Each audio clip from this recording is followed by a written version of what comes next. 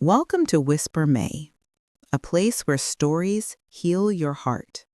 Here, every story is told from the first-person perspective, the voices that were silenced, the secrets that were hidden, the heartbreak that almost broke us. I'm Whisper May, and I share real-life tales of love, betrayal, family drama, and life-changing secrets. Stories that will make you cry, make you gasp, and sometimes even make you laugh through the pain. Imagine discovering a betrayal so deep it shakes the foundation of your life, or a secret so shocking it changes everything you thought you knew about the people closest to you. These are the stories I tell, slow, cinematic, and emotional. Stories where the pain is real, but so is the redemption.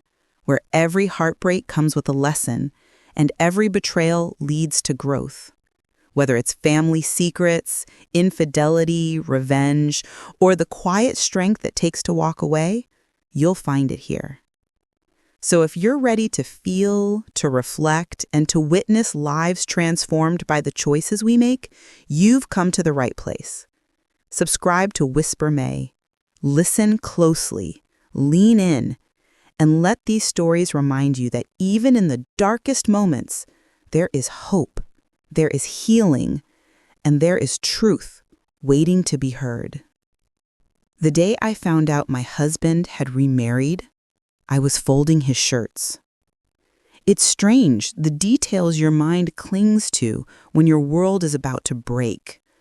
The smell of fabric softener, the hum of the ceiling fan, the small, stubborn stain on the collar of his favorite blue kurta.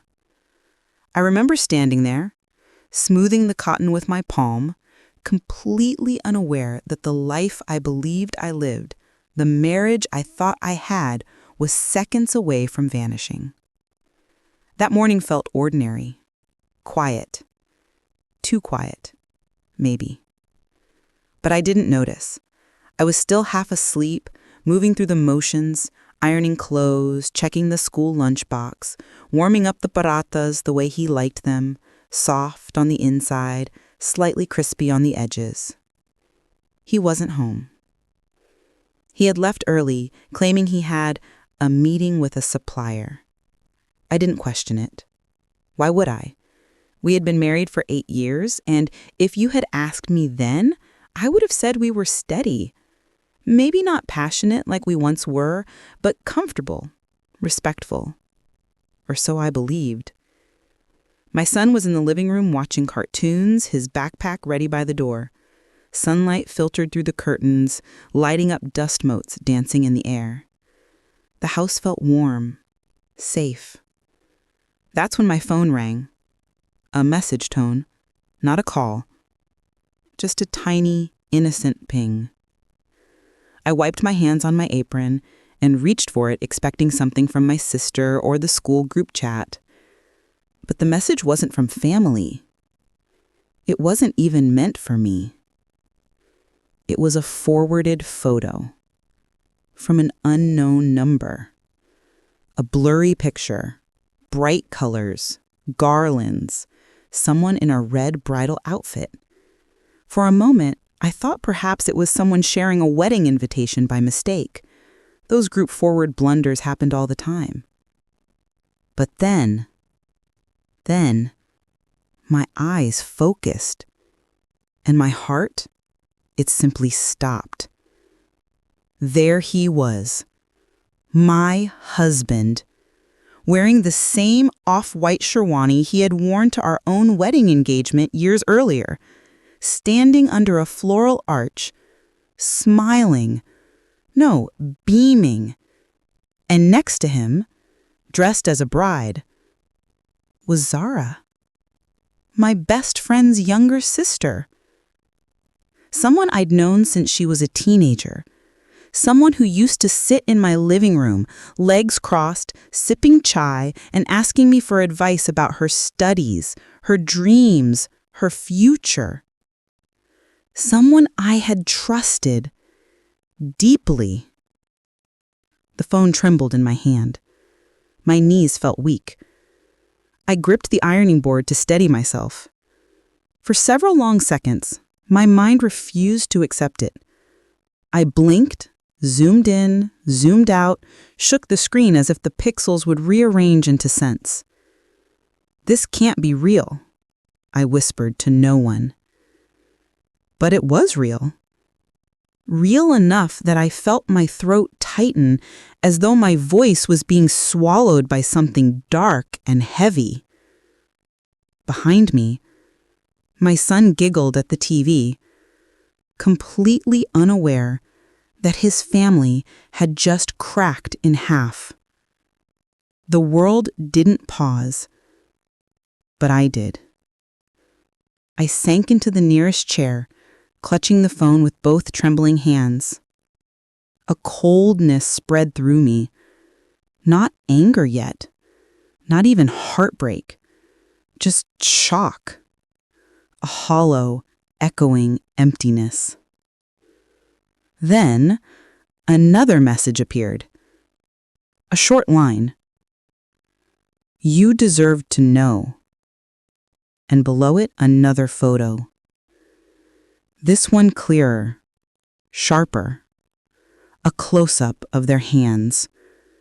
Her mehndi-covered fingers resting on his. My husband, with my best friend's younger sister, in wedding clothes. Married. Legally? Socially? Religiously? I didn't know yet. All I knew was that the man I woke up thinking was mine wasn't. Not anymore. Maybe not for a long time. I don't remember how long I sat there. 5 minutes? 10? An hour? Time lost meaning. Everything felt blurred, as though I had stepped outside my own life and was looking at it through glass. Finally, I forced myself to move. "I need to breathe," I told myself out loud, as though saying it would make it true. I stood, placed the iron on the counter, turned off the stove. My body moved automatically, like I was performing a choreography I had practiced for years. But my mind was screaming. I took my son to school in a daze. I don't remember what I said to him or whether I kissed his forehead like I always did. My hands were on the steering wheel, but my thoughts were trapped in that photo. When I returned home, I sat at the dining table and stared at the empty chair opposite mine, the one where my husband usually sat, reading the news. My eyes drifted to the vase in the center, holding the roses he'd brought me 2 days ago. 2 days. He had kissed my cheek, handed me flowers, and said, "Just because." Just because what? Just because he was guilty? Just because he thought I'd find out soon? Or just because he had mastered the art of lying so well he didn't even feel it anymore? I don't know. What I do know is that by the time the evening came, the shock had settled into something else. A cold, heavy suspicion that this betrayal didn't begin yesterday, or last week, or even last month.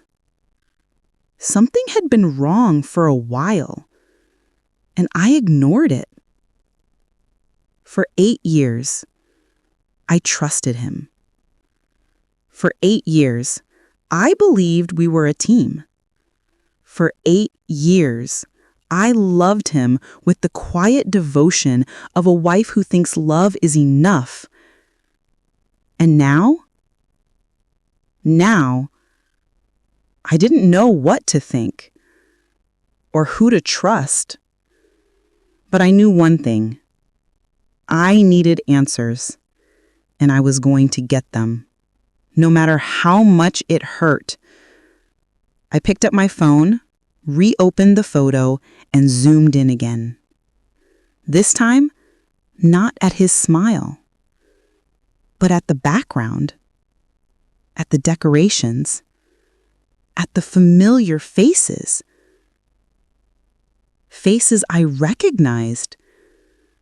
Faces I knew. Faces that shouldn't have been there. My stomach twisted as realization hit me. People I knew had known about this. People I loved had stood there watching him marry someone else. And that somehow cut deeper than the betrayal itself. My phone buzzed again. This time, it was my best friend. Her name flashed across the screen. My breath caught. The silence on the phone stretched until it felt like a wall between us, thick, suffocating, impossible to break through. I could hear her breathing, slow, uneven, guilty. Finally, she said my name, soft, fragile, almost pleading. Please, let me explain. I leaned against the kitchen counter, the cool tile pressing into my back. My hands tightened around the phone until my knuckles whitened. Explain what? I asked quietly. My voice didn't sound like mine. It was thin, controlled, almost too calm. Explain how you let your sister marry my husband, or how you watched me sit in your house all these months while you kept this secret. Another shaky breath. It's not what you think, she whispered. I almost laughed. A bitter, humorless sound. It never is, I murmured. But the photo looked very clear to me. She hesitated. I could picture her, pacing her living room, her fingers rubbing that gold bracelet she always twirled when she lied. He told us you two were separated, she finally said. He said it was temporary and he didn't want anyone to know yet. He said he was trying to protect you. For a moment, I didn't speak. Separated? I closed my eyes, letting her words settle, letting their absurdity wash over me. We weren't separated, I said evenly. We had dinner together last night. We slept in the same bed. She inhaled sharply, as if she'd been slapped. But he told us. She stopped. Then, quietly, I didn't know. I swear, I thought maybe the two of you were figuring things out. I didn't want to interfere. Interfere. My voice cracked, despite my efforts. Interfere with what? My husband marrying your sister? Silence again. I didn't realize I was crying until a warm tear rolled down my jaw and landed on the back of my hand. Her voice trembled. Can you come over, please? Let me talk to you face to face. No, I said immediately. I needed space, air, anything but more lies. Please, she whispered, don't make up your mind about us yet. Us? I repeated. Who is us? Exactly. Another pause, a small sucking in of breath. She was slipping. The family, she said. Everyone involved. Everyone involved. That's when I felt it. A sharp, twisting ache behind my ribs. There were others. Others who knew. Others who helped. Others who watched my life burn from the sidelines while I smiled at them, fed them, trusted them. I have to go, I said. She tried to say my name again, soft, desperate, but I ended the call. I set the phone on the counter and gripped the edge with both hands, letting the reality sink into me slowly, painfully, like a cold knife. He didn't just betray me.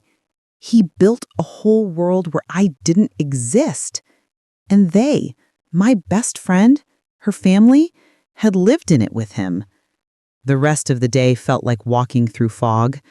I cleaned the house, I swept the floor twice, I made tea and let it grow cold. My hands moved, but my mind kept replaying the photo like a haunting melody. every expression, every gesture, every flower in the background. When evening came, I picked up my son from school. His sweet voice brought me momentary relief, his innocent chatter about a drawing he made, the excitement in his eyes. I forced myself to smile. He didn't deserve to see the storm inside me, but when we walked through the front door, that storm felt louder.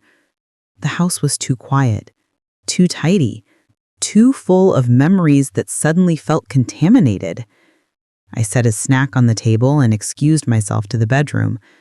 I closed the door, sat on the edge of the bed, and stared at the wardrobe. His shirt still hung there. His cologne lingered in the air. His watch was on the dresser, ticking steadily, as though mocking my heartbreak with every click. I picked it up. The second hand moved smoothly, perfectly, relentlessly. He wore this watch yesterday, at dinner, at bedtime, when he kissed me goodnight and said he'd wake early. He didn't tell me he loved me. He hadn't said that in months. But he had smiled, and I had believed that was enough. Maybe the clues had always been there. Maybe I had chosen not to see them. A dull ache settled in my chest. I needed to understand, needed to retrace my steps, my memories, the small shifts in behavior I had ignored. So I lay back on the bed and let my mind wander. It began months ago, little things at first. He started coming home late, sometimes saying he had meetings, sometimes errands, sometimes he didn't give a reason at all. He used to share everything, his stress, his work problems, even silly customer stories. But slowly, he became silent, distant. He put a password on his phone. He changed his WhatsApp wallpaper from our family picture to something blank. He started turning his phone screen away from me at dinner. When I asked, he said, "It's for privacy, work stuff." Privacy, a word that had never existed between us before. He stopped noticing the details. If I cut my hair, he didn't comment. If I cooked his favorite meal, he said, "Oh," and ate quietly. He wasn't unkind, just absent. And I, like a fool, thought life was simply becoming busy, as marriages sometimes do. Maybe this is normal, I had told myself. Maybe love changes shape. But now I could see it clearly. Love hadn't changed. He had. And I had been too loyal to question it. A sharp knock on the front door jolted me back to the present. I sat up slowly, wiping my face. Another knock. Louder. My son called from the living room, "Mama, someone is here." My breath caught. Only one person would come today. Her. Against my better judgment, I got up, walked to the living room, and opened the door. My best friend stood there. Her eyes were red, swollen. Her scarf was crooked, as though she had rushed out of the house. She looked smaller somehow, nervous, hesitant. When she saw me, she opened her mouth to speak, but no words came out. Her gaze darted to my son, then back to me. "Can we talk?" she whispered. I stepped aside, letting her enter. Not because I wanted to, but because answers often arrive wrapped in painful packages. She sat on the sofa, wringing her hands. I stood, arms crossed, unable to sit beside her. For a moment, she just looked at me. Really looked, as if she were seeing the damage for the first time. "I'm so sorry," she said finally. I kept my face still, emotionless, waiting. She swallowed hard. "It wasn't supposed to happen like this." She paused. "He wasn't supposed to marry her yet." Yet. Yet. That single word made my blood run cold. "Explain," I said, my voice barely above a whisper. She closed her eyes. And when she opened them again, I knew. I just knew. She had been hiding more than I ever imagined. And the betrayal went deeper than one photo, one wedding, one awful lie. Her eyes wouldn't meet mine. Instead, she stared at her hands, trembling, twisting the edge of her sleeve the way she always did when something was too big, too heavy, too ugly to say out loud. My stomach tightened. "What do you mean?" I asked slowly. "He wasn't supposed to marry her yet." Her breath hitched, a small, strangled sound. And finally, she looked up. "It was supposed to be a nikah," she whispered. "Just a temporary arrangement, a formality." I stared at her. A formality? My vision blurred for a moment, not from tears this time, but from pure disbelief. "You're telling me he married your sister as a formality?" My voice cracked. "Do you even hear how insane that sounds?" She nodded quickly, as if agreeing with me would soften the truth somehow. "He said it was just paperwork, that it wouldn't change anything between you and him, that he would fix everything later." Fix everything. Fix what? I felt anger rising inside me, hot, pulsing, nearly uncontrollable. "So let me understand," I said, pacing because if I sat still, I might scream. "He told you we were separated. He told you it was temporary, and then he told you he needed to marry your sister for what? Convenience? A favor? A joke?" "No," she said quickly. "Not a joke. Something happened. Something serious. He didn't tell us the details, just said he needed to protect someone." Protect someone. I froze mid-step. The words felt wrong. Too intentional, too calculated. "Protect who?"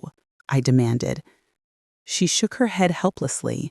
"He wouldn't say. He just said he needed time, that once things settled, he would come talk to you, explain everything." Explain everything. But he never did. Instead, he disappeared into a life I didn't know existed, a life with her. I sat down on the arm of the sofa, feeling suddenly weak. "Why didn't you tell me?" I asked, softer this time. "Why didn't you at least warn me something was happening?" She looked devastated. "You're my best friend," she whispered. "I didn't want to be the one to break your heart. I kept waiting for him to come clean, waiting for him to undo the marriage, waiting for it to make sense." Undo the marriage. My head spun. "He married her legally?" She nodded. "Yes, but what?" My voice was sharp again. "He told her she shouldn't expect anything," she said quickly. "He wasn't planning a life with her. He made that very clear." I laughed, short, harsh, humorless. "So he made it clear to her, but not to me." She flinched. My son walked over quietly then, slipping his small hand into mine. I squeezed it, grounding myself. "Why did your sister agree to this?" I asked, my voice steady but icy. Her face crumpled. "She's always loved him." A cold shiver went through me. "Since when?" "Since before you married him." The world tilted. "Before? Before our wedding? Before I even knew him?" I stared at her, the pieces clicking painfully into place. "Your family knew. You all knew she liked him, and yet you let him get close to me? Let us fall in love? Let us start a life together?" "She never told us until later, and even then she said she was over it." "But she wasn't," I said flatly. Her silence was my answer. My heart pounded against my ribs. There was more. I could feel it, like a weight pressing against the air. "What else?" I said. She shook her head. "Nothing. Don't lie to me. Not now." Her eyes filled with tears again. "He didn't marry her because of love," she whispered. "He married her because someone threatened him." I froze. Threatened him? Threatened him how? I asked, every muscle in my body tensed.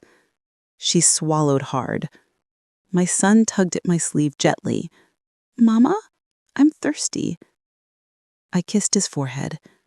"Go drink water, sweetheart. I'll be right here." He nodded and ran to the kitchen.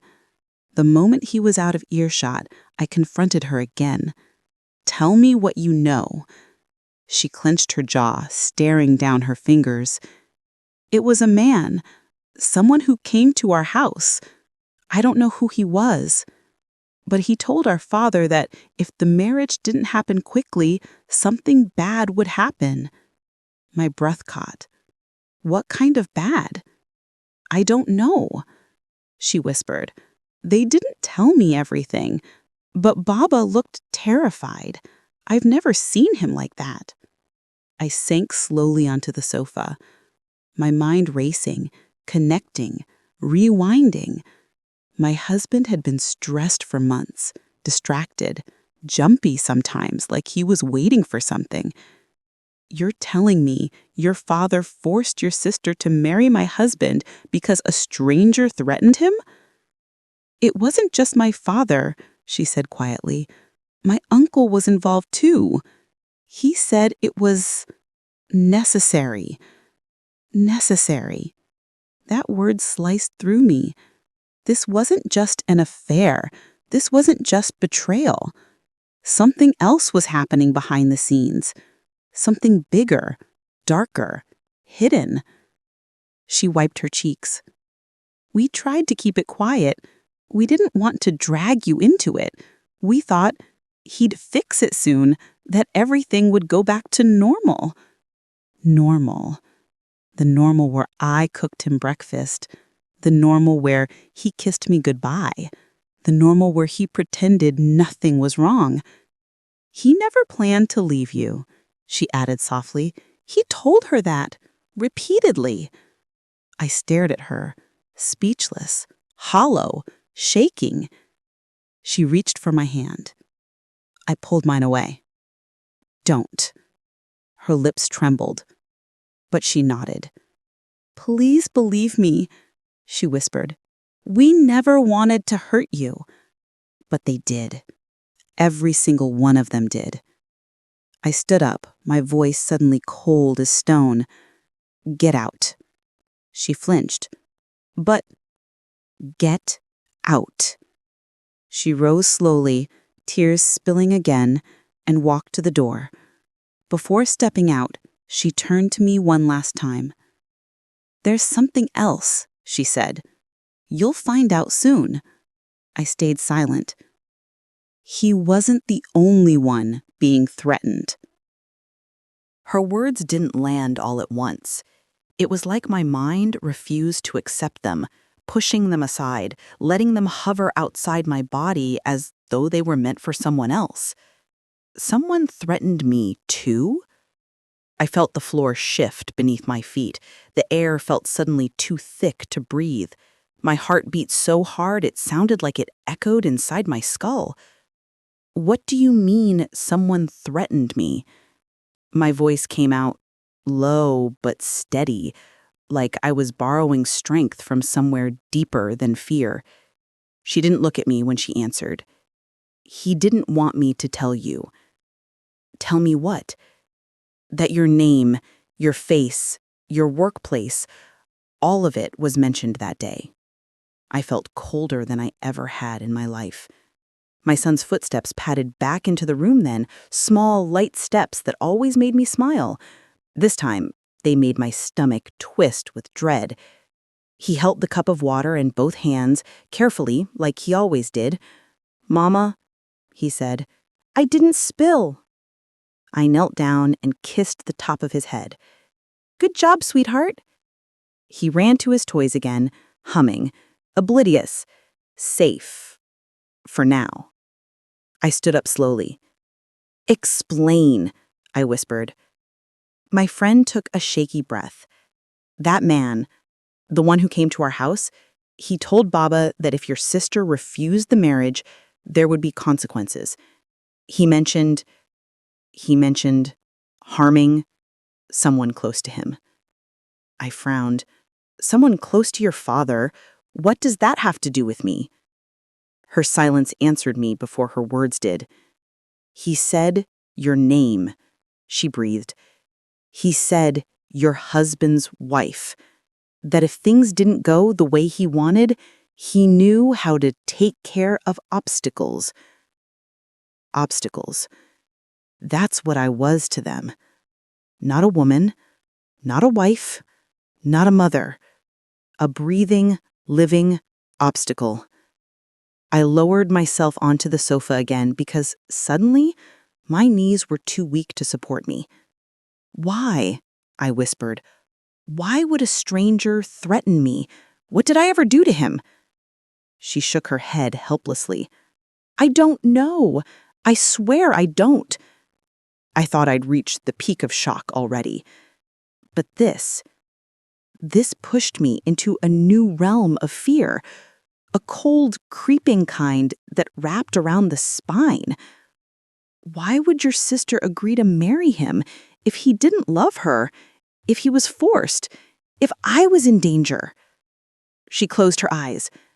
My sister, she thought she was saving him and protecting you. I let out a bitter laugh. Oh, please. She wanted him long before I came along. This gave her the excuse she needed. She didn't deny it. Not even a token protest. That told me everything. She thought, she whispered, that after the dust settled, you'd forgive her. Forgive? Forgive. The audacity of that word made my throat tighten. She doesn't know me very well, I said, my voice quiet but steady. No, she doesn't. The room fell into a heavy silence, one that felt too big for the walls to hold. Finally, I asked the question that had been burning since she walked through my door. Why tell me this now? Why today? Her face softened. For the first time, she looked less like someone trying to protect secrets and more like someone tired of carrying them. Because I saw him yesterday, she said. My chest tightened. Yesterday? He looked different, she continued, like he was unraveling, like he was losing his grip. He told me he doesn't know how much longer he can keep pretending nothing is wrong. Pretending. That word stung. He said he misses you, that he misses his son, that he made the biggest mistake of his life. I closed my eyes. Then why doesn't he come back?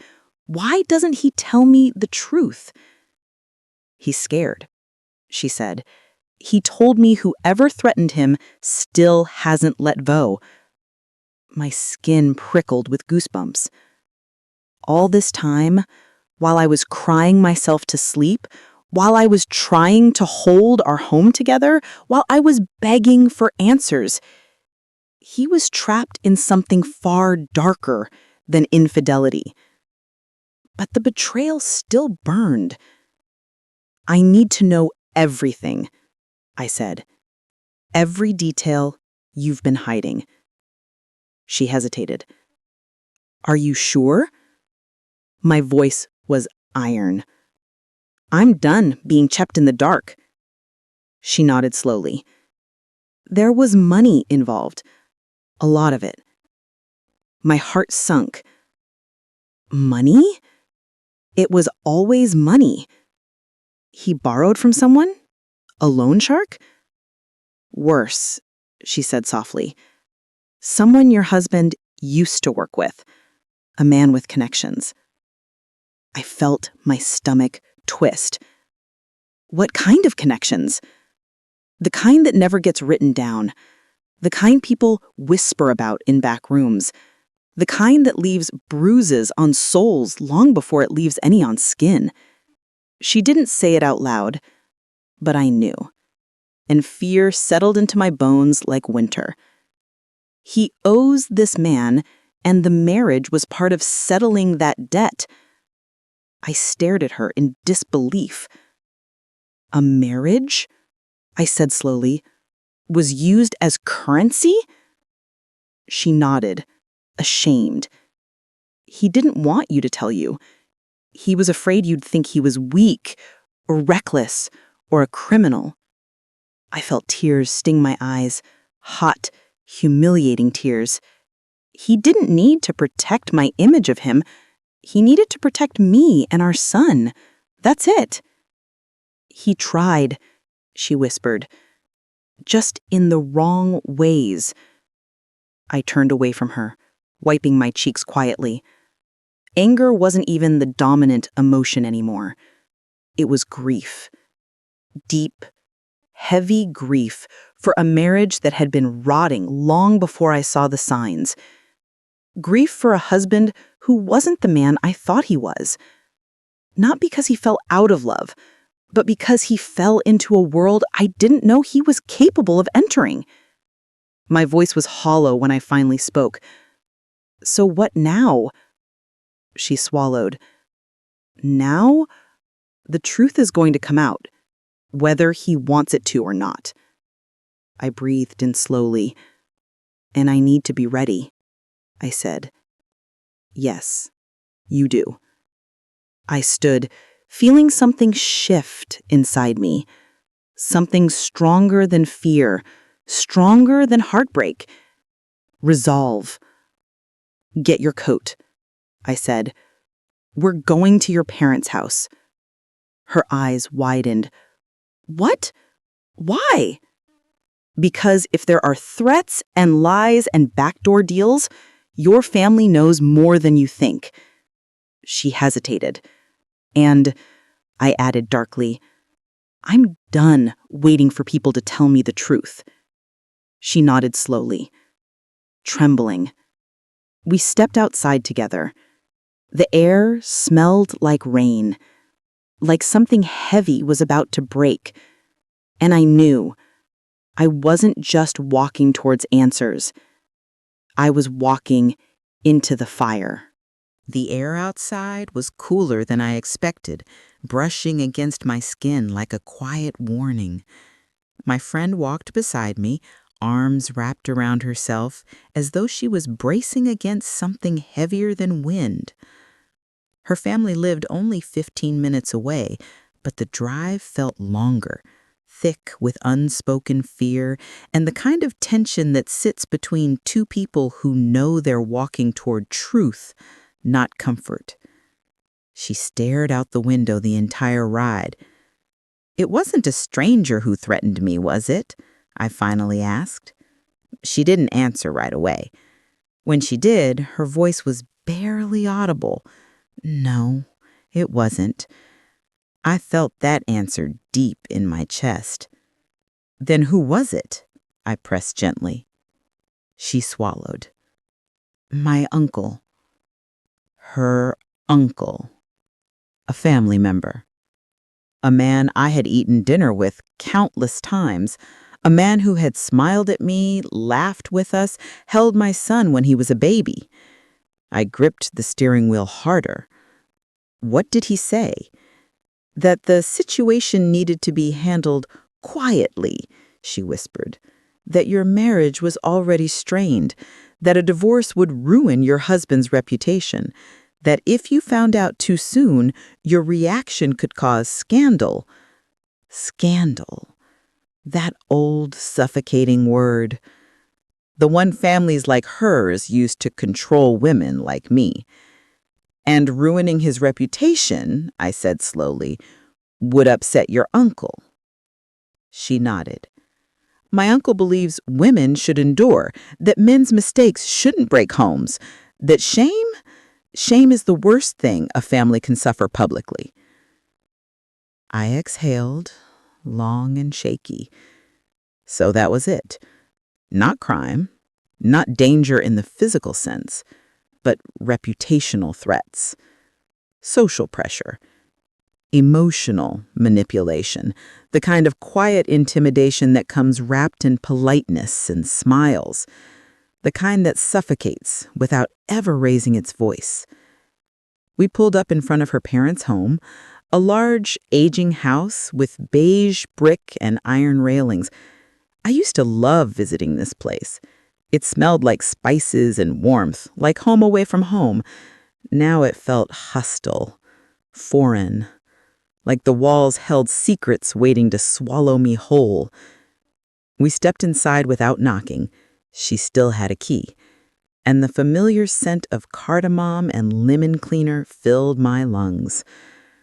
Her mother was sitting at the dining table. Her father stood near the window. Both looked up, startled. And then her mother's face crumpled. "Oh no," she whispered. "You told her." I felt my breath catch. Her father's jaw tightened. We could have avoided this. Avoided this.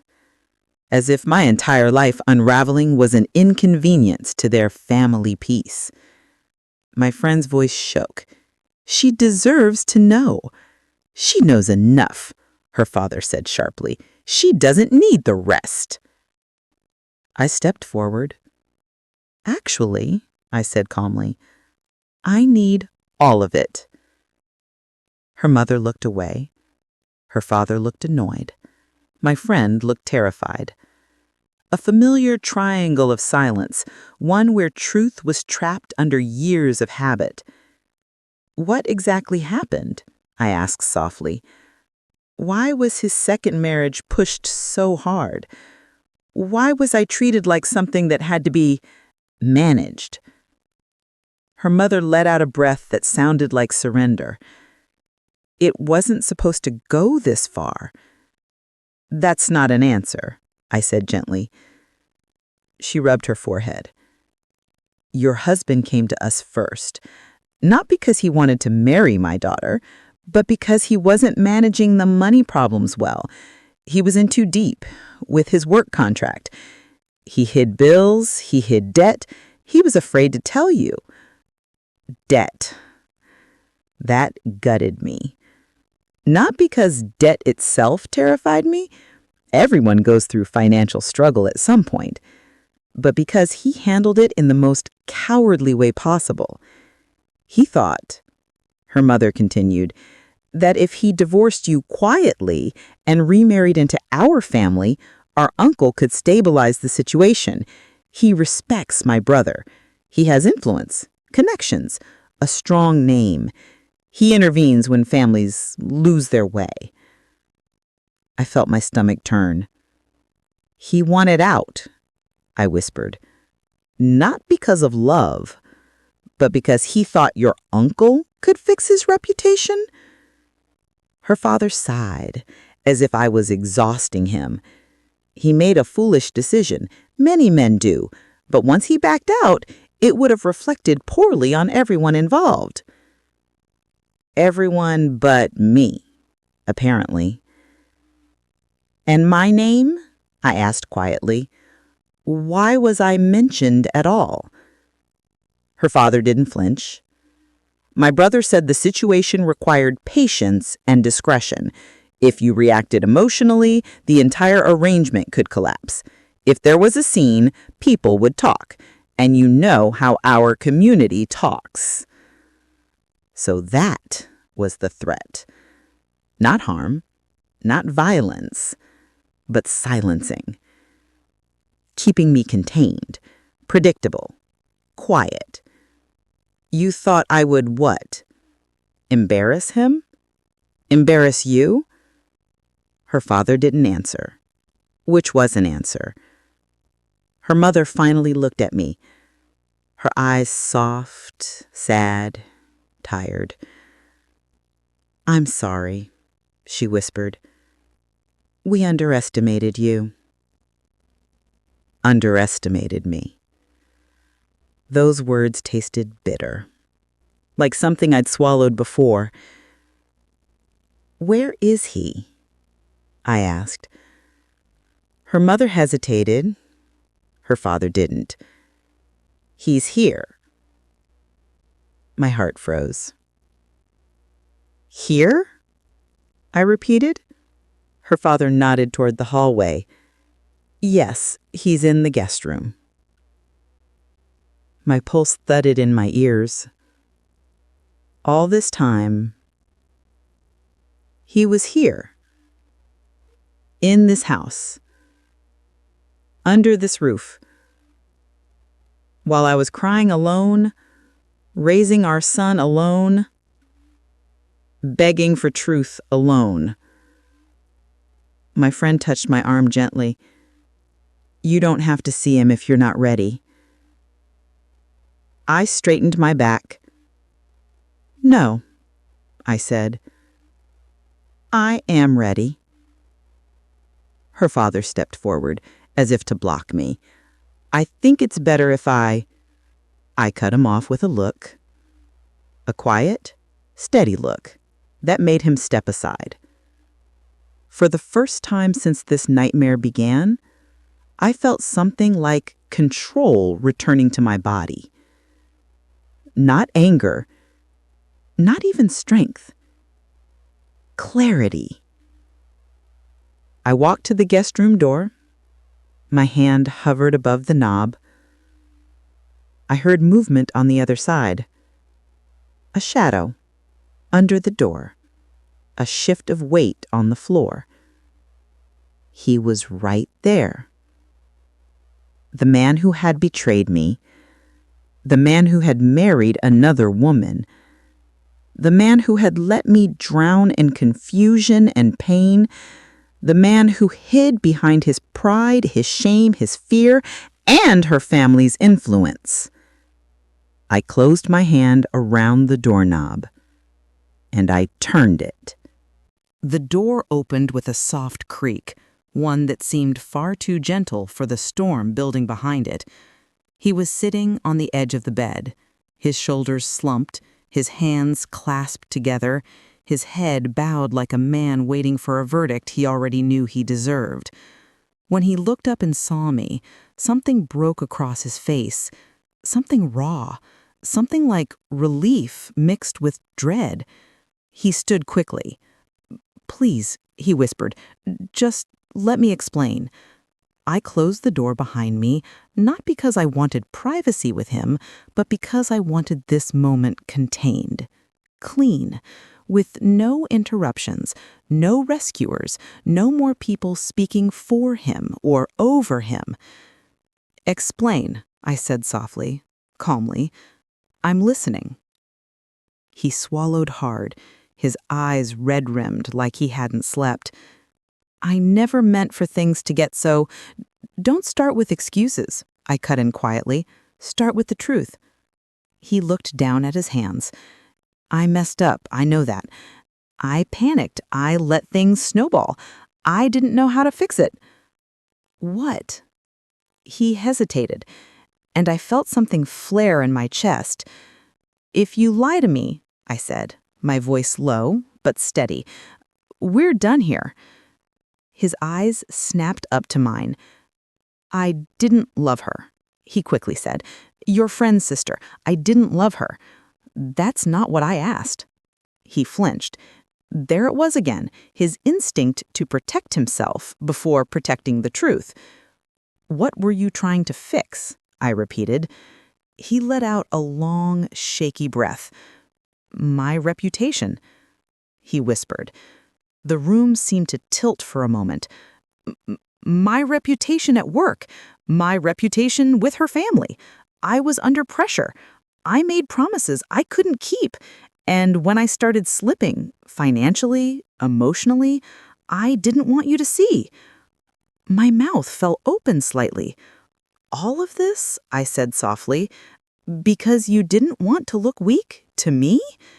He ran a hand through his hair. "I know how it sounds." "No, I don't think you do." He sat back down on the bed, as if his legs couldn't hold him up anymore. "I felt like I was drowning. The debt, the expectations. Your friend's uncle said he could help, that he could get me out of the mess quietly, without affecting my job. But he wanted something in return." "Marriage," I said bitterly. He nodded. He framed it like a formality, like it was symbolic support between families, that nobody needed to know, that it didn't have to affect us. I stared at him in disbelief. You actually believed that? He closed his eyes. No, but I wanted to. His voice cracked a little. I wanted an easy way out, a way to keep everything intact. You, our son, our home, my image at work, my pride. I wanted all of it. And instead, I murmured, you lost all of it. He nodded, silent tears tracking down his cheeks. He wasn't a monster. He wasn't evil. But he was weak. And weakness, when paired with pride, was its own kind of destruction. I sat down in the armchair across from him, keeping a careful distance. I would have helped you, I said quietly. I would have stood by your side. Why didn't you come to me? He whispered, I was ashamed. You always handled everything so well. You never fell apart. You never made mistakes like this. I didn't want to disappoint you. I let out a small, broken laugh. You disappointed me far more by hiding. He nodded, head hanging. Silence filled the room. It wasn't the heavy, suffocating kind anymore. It was a tired silence, a quiet recognition that nothing he said could undo what he had done. Why her? I asked after a moment. Why my friend's sister? He wiped his face with his sleeve. She was there, he admitted.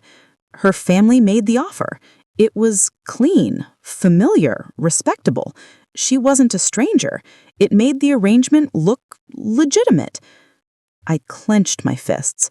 So it wasn't about love, just convenience? His voice was barely audible. She wanted it. My stomach churned. Of course she did. She told me I'd leave you eventually, and she'd step in. My job, my family, my stability. Everything I gave you, she believed she deserved. I felt sick. And she said yes, knowing you had a wife, knowing you had a child. He nodded. She told me she was better for my future, that you held me back, that you didn't understand how to move in their world. My jaw tightened. That was always the undercurrent with her family. I wasn't from their community. I didn't have their rules. I didn't play the same games. She told her uncle, he added. She begged him to arrange it. I swallowed hard. So she wanted you, and you let her family push you into a corner? He didn't deny it. I took a slow breath. And what about me? I asked softly. While you were doing all this, what was I to you? His whole face crumpled. You were everything, and I destroyed it. For the first time, I saw the full weight of his regret. Not the surface-level kind, not the kind men say when they're caught, but the deep, soul-heavy kind. The realization that he had burned down his own home with his own hands and only understood the fire when the smoke choked him. I stood up slowly. He watched me, chest rising and falling in quick, anxious breaths. We're leaving. His eyes widened. We? No, I said sharply. Me and our son. He stood too, panicked. Please don't take him from me. I'm not taking him, I said sharply. You're the one who walked away. His shoulders sagged. I moved toward the door. Where are you going? He asked, terrified. Home. I need space. I need clarity. I need safety. He nodded slowly, brokenly. Will you come back? He whispered. I paused. It was the most honest moment between us in a very long time. I don't know yet, I said. That depends on what you do next, and whether you choose truth or pride. Then I left the room. But the moment I stepped into the hallway, I knew something. This wasn't over. Not by a long stretch. I stepped outside the guest room, taking a deep breath. The hallway felt too long, the walls too close. I could hear my son playing quietly in the living room, his laughter small and unaware. My chest tightened. Every sound felt amplified, like it was reminding me of what I had lost, or what had almost been stolen from me. My friend stayed a step behind me, hesitating.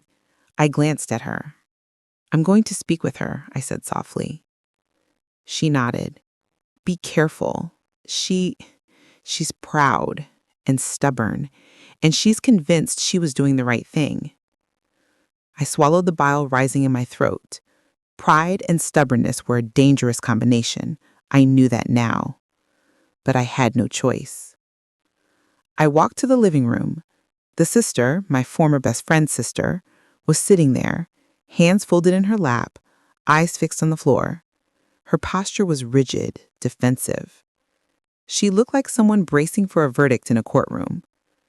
I stopped a few feet away. The air between us felt electric. "Hello," I said, calm but steady. She lifted her eyes. They were wide, almost fragile. "Hi," she whispered. I didn't sit. I didn't smile. I didn't soften. "I know everything," I said. She flinched slightly. You do?" "Yes," I said, "everything. The marriage, the arrangements, the lies, the manipulation." She swallowed, shaky. I thought—" "You thought what?" I pressed gently, letting the weight of silence stretch. "That I wouldn't find out? That my life and my family could just be manipulated like pieces on a chessboard?" Her face crumbled. "I didn't know how else to help him. My family, they pressured me. I thought it would fix things." "Fix things?" I repeated, incredulous. "You mean fix him? You mean fix his image? You mean fix your own position in the family hierarchy? At my expense?" Tears streamed down her cheeks. "I didn't mean to hurt you." "I know," I said softly, but the softness didn't erase the sting. "But you did. Every single day you stayed silent, every step you allowed this to continue, you hurt me. You hurt your sister, and you hurt your nephew." She flinched at my words. "I wanted to protect him," she whispered. "I thought if I went along with my family's plan, nothing would break. I thought I could prevent chaos. I never imagined it would become this." I shook my head slowly. "You thought wrong," I said. "You thought that manipulating people, hiding the truth, and controlling reactions was better than honesty. And now look where we are." She sobbed quietly. I noticed for the first time how small she looked in the room, how fragile. Pride can make a person dangerous, but fear can make a person almost invisible. "Do you understand what you've done?"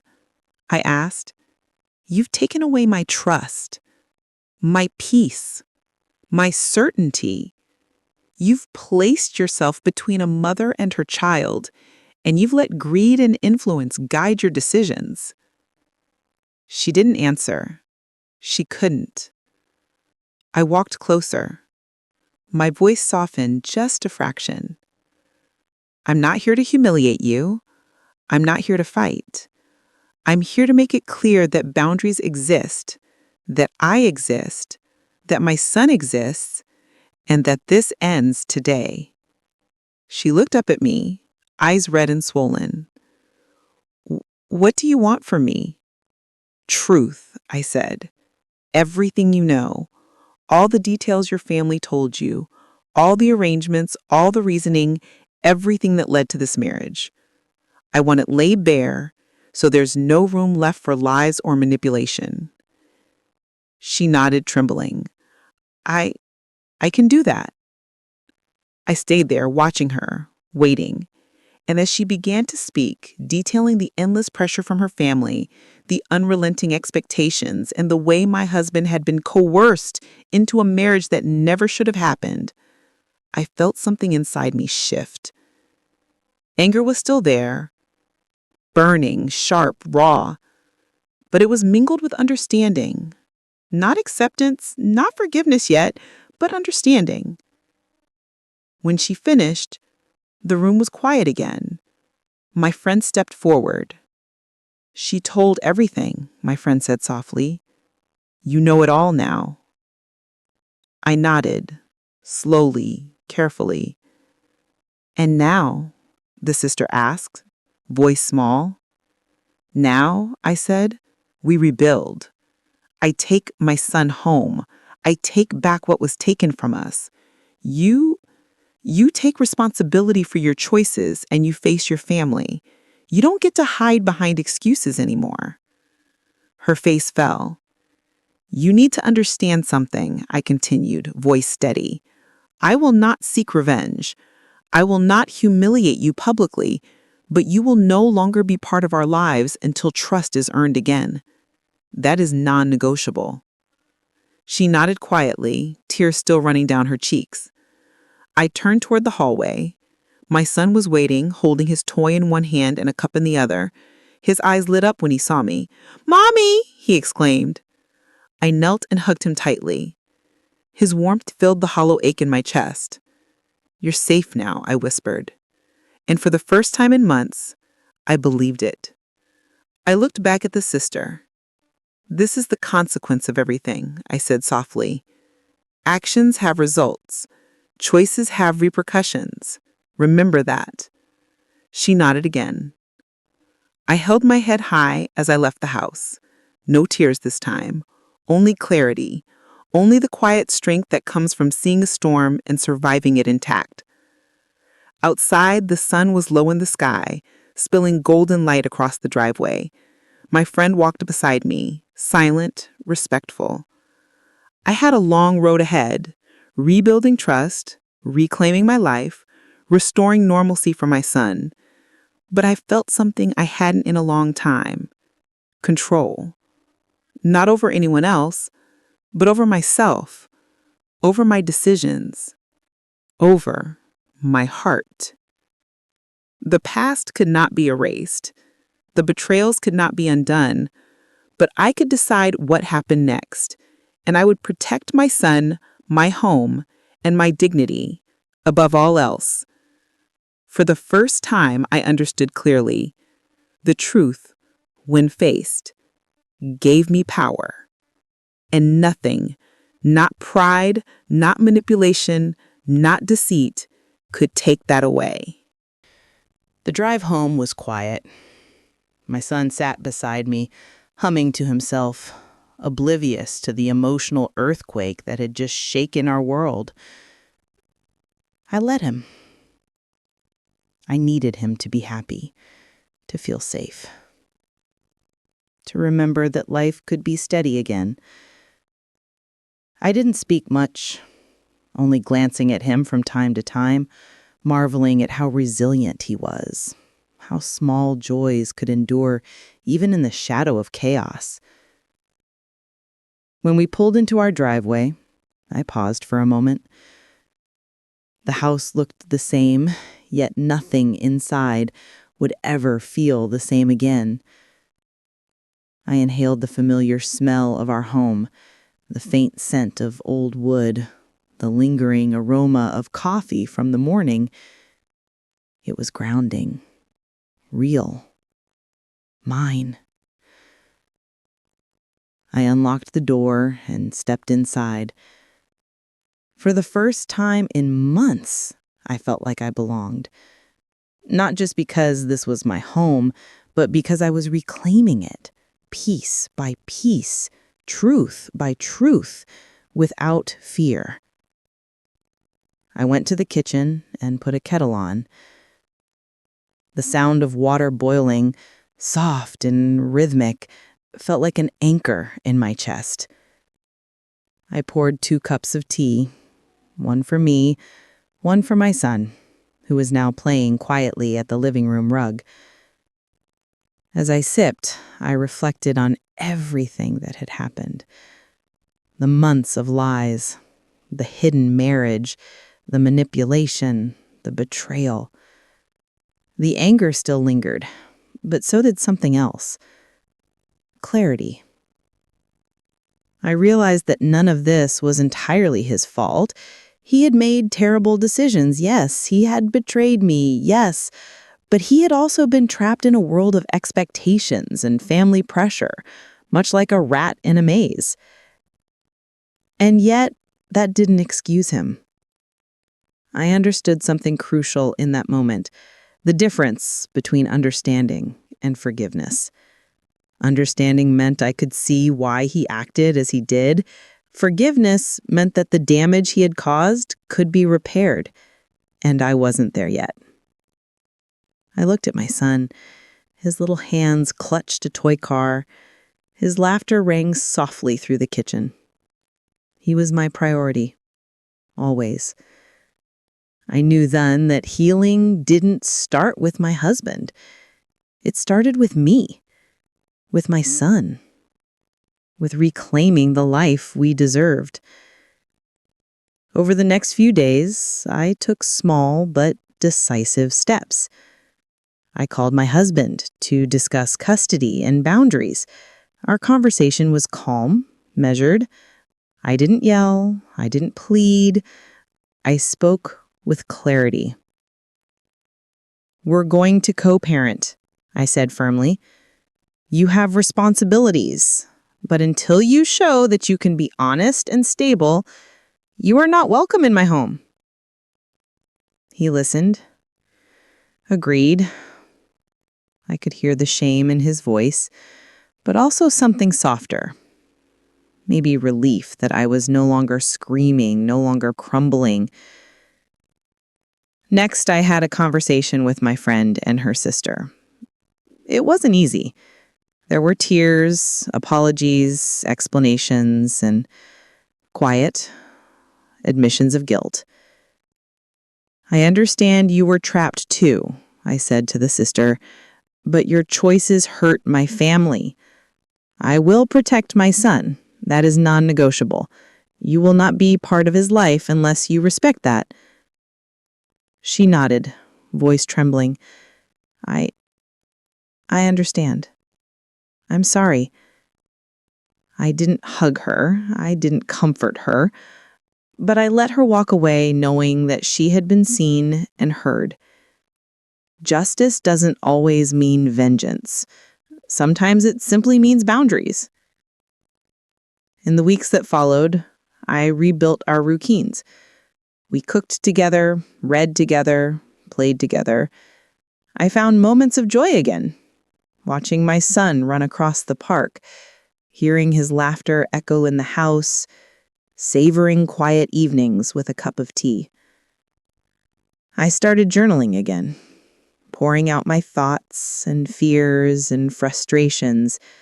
I found solace in the clarity of my own words, the way they gave shape to feelings too big for conversation.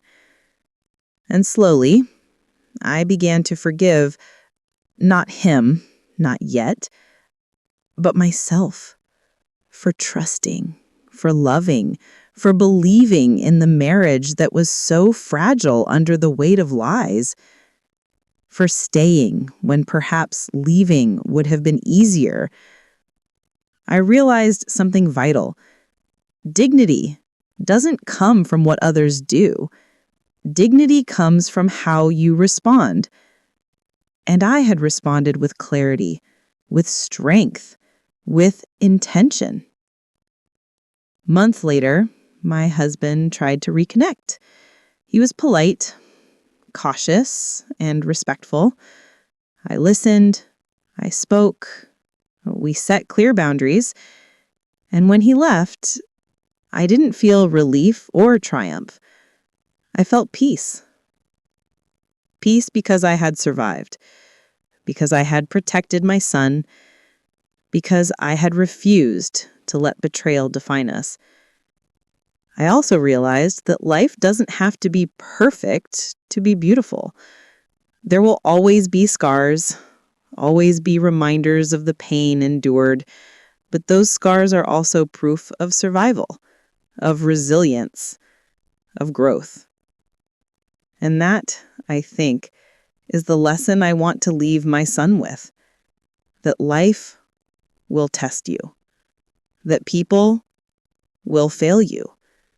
But how you rise, how you respond, how you protect your heart and your family, that defines you more than the betrayal could ever. I tucked my son into bed that night. He whispered, "Mama, everything's okay now." I kissed his forehead, feeling the warmth of his tiny body against mine. "Yes, sweetheart, everything's okay now. We're okay." And for the first time in a long time, I believed it.